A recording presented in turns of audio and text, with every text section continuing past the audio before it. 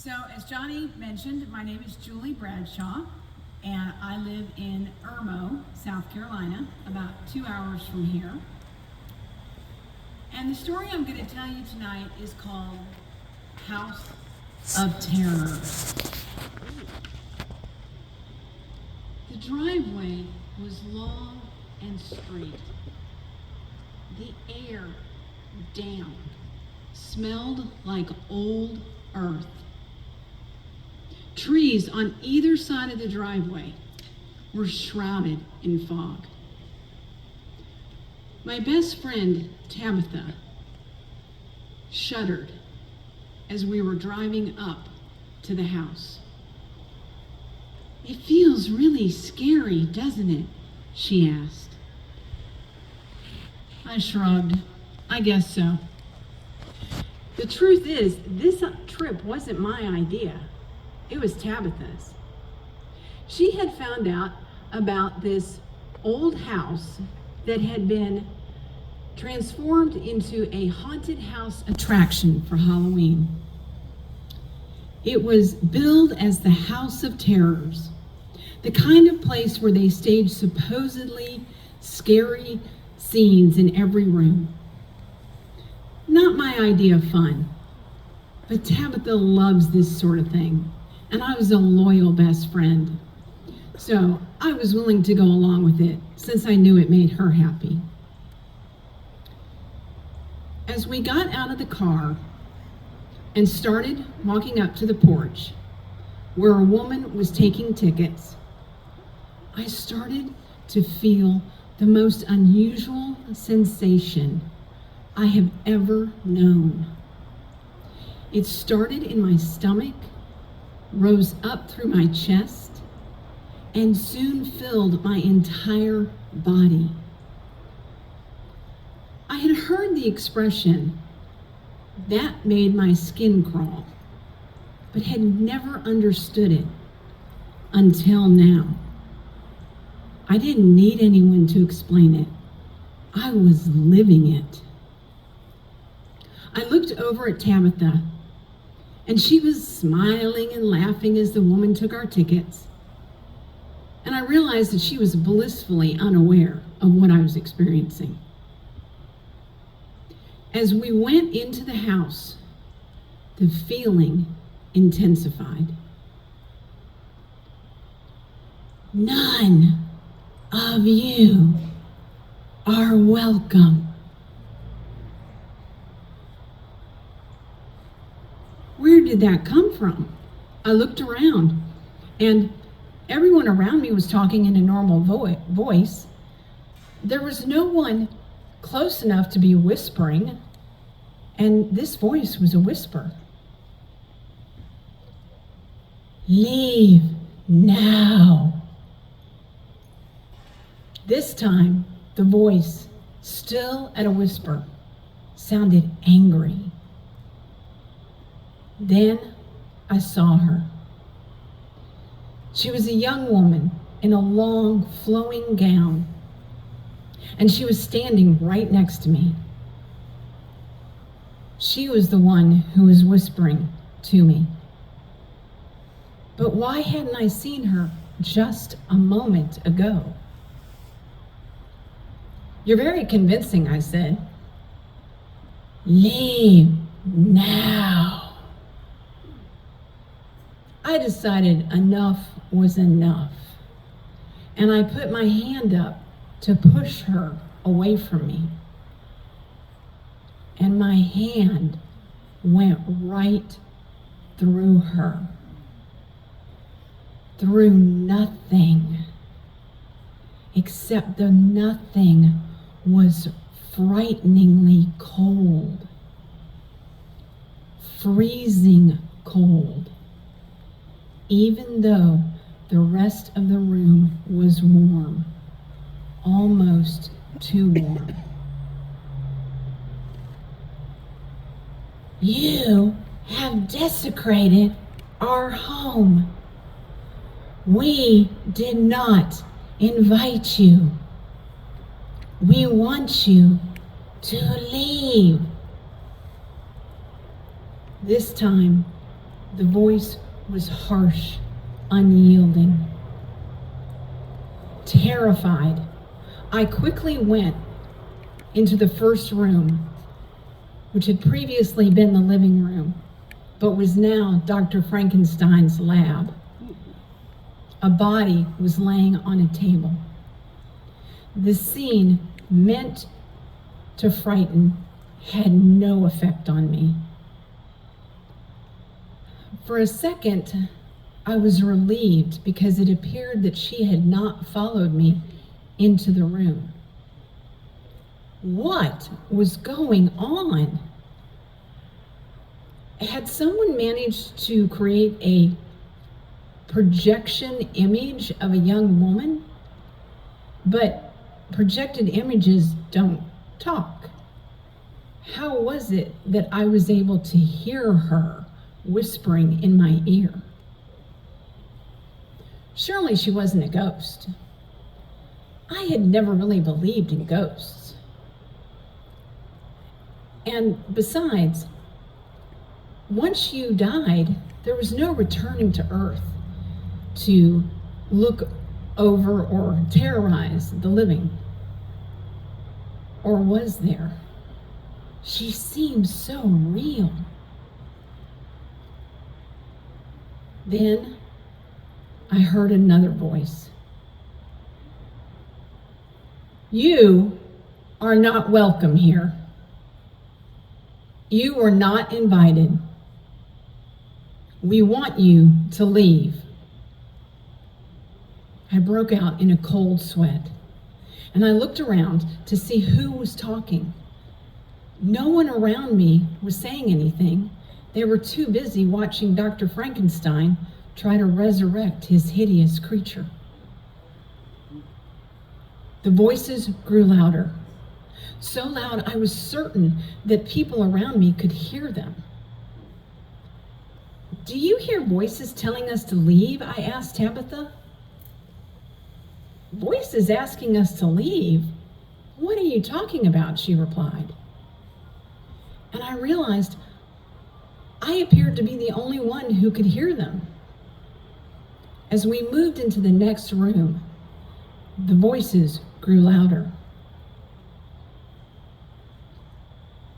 You are disturbing our peace. You are not invited. Get out. I looked around, trying in vain to figure out where the voices were coming from. It was as if they were coming from within the walls of the house itself. How was that even possible? Was this some kind of horrible prank? If so, why weren't the people around me as freaked out as I was? I turned to the man standing behind me, someone I had never seen before.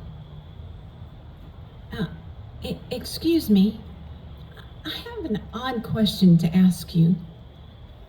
Have you been hearing any voices asking us to leave? He gave me the strangest look. No, I haven't heard anything like that. I tried to smile so that hopefully he would think I was joking and not some crazy psycho. Probably my imagination. Thank you. I turned back around. Why are you here? It was the voice of a frightened young child. What do you want? The voice of an old woman. We have lived here in peace for many years. We do not welcome you. A man with a deep voice. I was so frightened that all I wanted to do was leave the house. But there was a line of people in front of me and a line of people behind me, and there was literally nowhere for me to go except to just keep moving forward, hoping that when we got to the next place, the voices would stop. Was it possible that these were the voices of people who had once lived here in this house? That they were somehow trapped here, unable to go on to the afterlife? Had something horrible happened here? If so, what and how long ago? We started moving into a long hallway, and when we did, the lights went out. It was pitch black, so dark I could not even see my own hand in front of my face. I just kept moving forward. Then, someone, or was it something, touched me on the arm. And I heard an old man. He sounded angry. "You have invaded our home. We do not want you here. We want you to leave." Terrified, I said, "I don't want to be here either, but I don't know what to do." I heard Tabitha's voice. "What's wrong with you? You're not really scared, are you? This is all part of the fun." I wasn't buying that for an instant. And I had concluded that whatever was going on here, it was not being done by the people who had created this house of terrors. As we came out of the hallway, the lights came back on.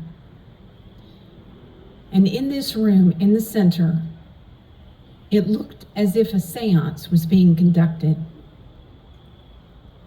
A woman dressed as a gypsy said, "I hear them, the voices of those who have died in this house."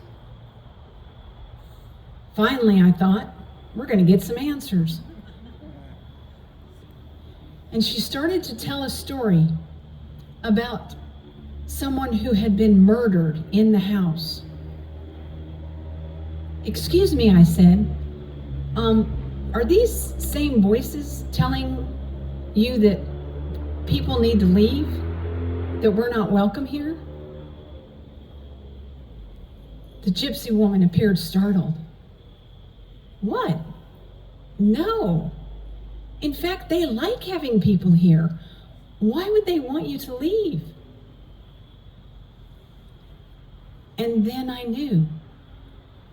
This woman was a fake. She wasn't actually hearing the voices.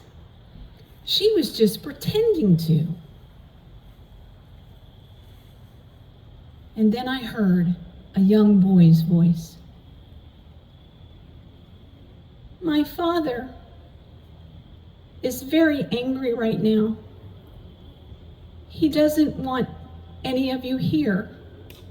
Please, I beg of you, leave this house."